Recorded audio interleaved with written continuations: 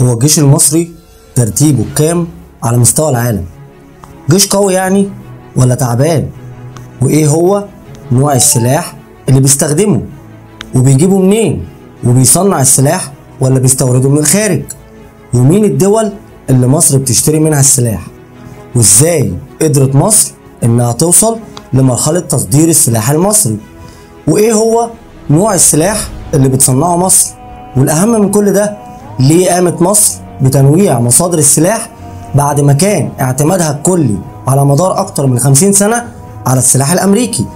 ركز معايا في الحلقة، هجاوبك على كل الاسئلة اللي فاتت. صديقي الكفاح العزيز، احب اقولك اطمن، الجيش المصري وفقا لاخر احصائية عملها موقع جلوبال فاير باور المتخصص في الاحصائيات العسكرية، الجيش المصري في المركز ال14 عالميا والاول عربيا وافريقيا وعلى مستوى الشرق الاوسط كله. وده ملوش غير معنى واحد، ان الجيش المصري قوي وقادر على حماية حدوده تحت اي ظرف من الظروف. واحب اقولك اطمن وحط في بطنك بطيخة صيفي، عشان الجيش المصري بيمتلك ترسانة كبيرة جدا من احدث الاسلحة في العالم.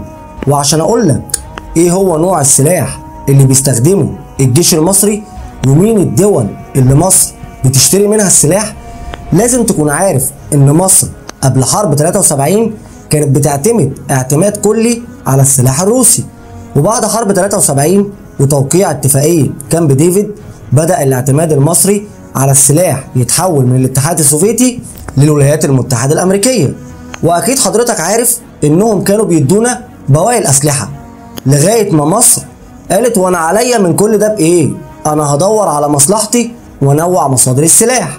ومن الوقت ده بدأ الجيش المصري يمتلك اسلحة من كل الدول الكبيرة تقريبا.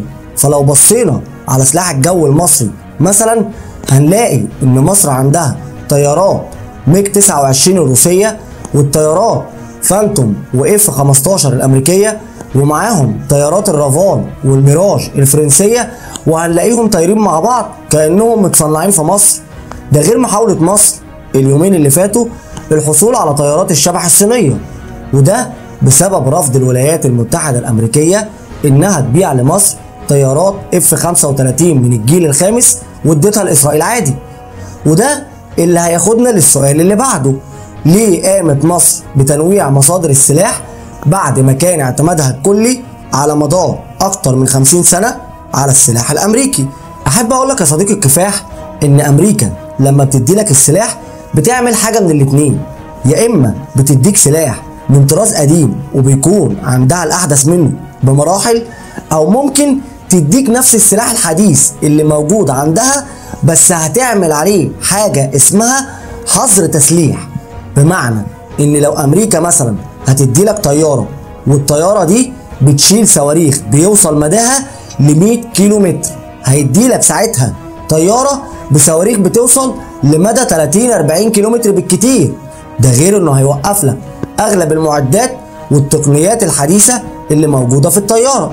وعشان كده اتجهت مصر لتنويع مصادر السلاح عشان تقدر تحقق التوازن بين الجيش المصري والعدو الاول الجيش الاسرائيلي والمدعوم بكل قوة من الولايات المتحدة الامريكية. وعشان كده مصر ما اكتفتش بتنويع مصادر السلاح، مصر دخلت سوق صناعة السلاح وبقوة. مش عارف ليه حاسس انك اتصدمت ومش مصدقني.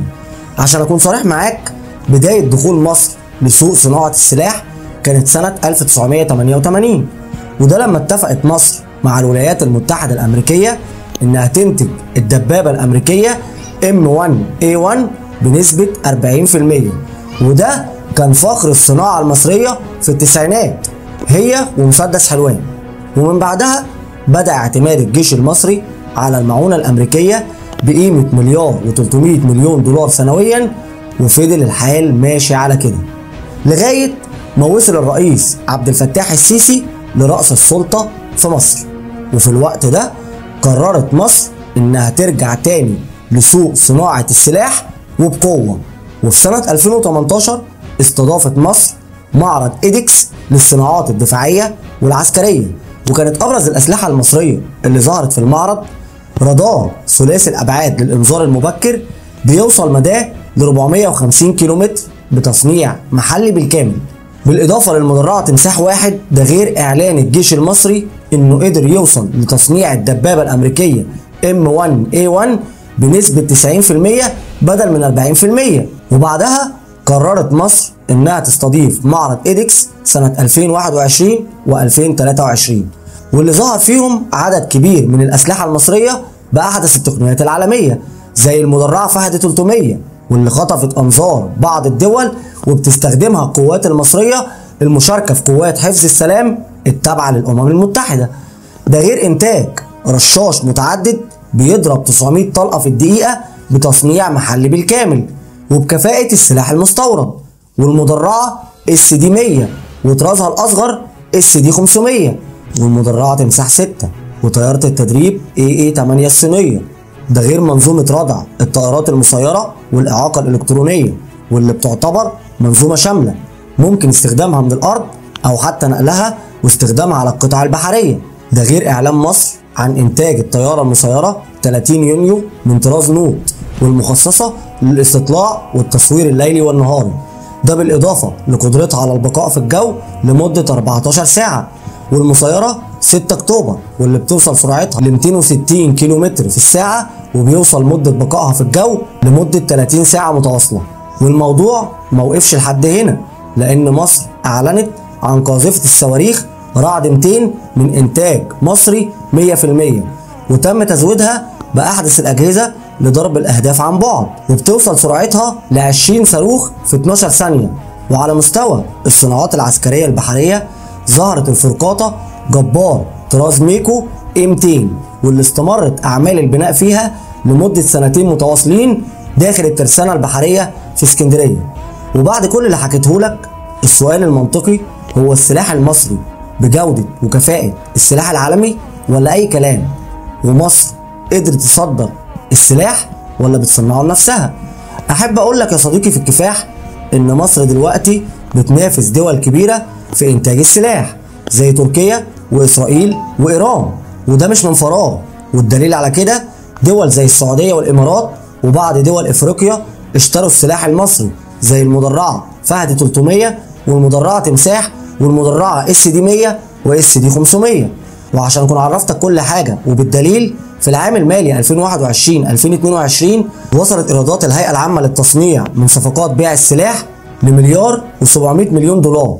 وخدها مني وما تدورش ورايا، ما خفي كان أعظم.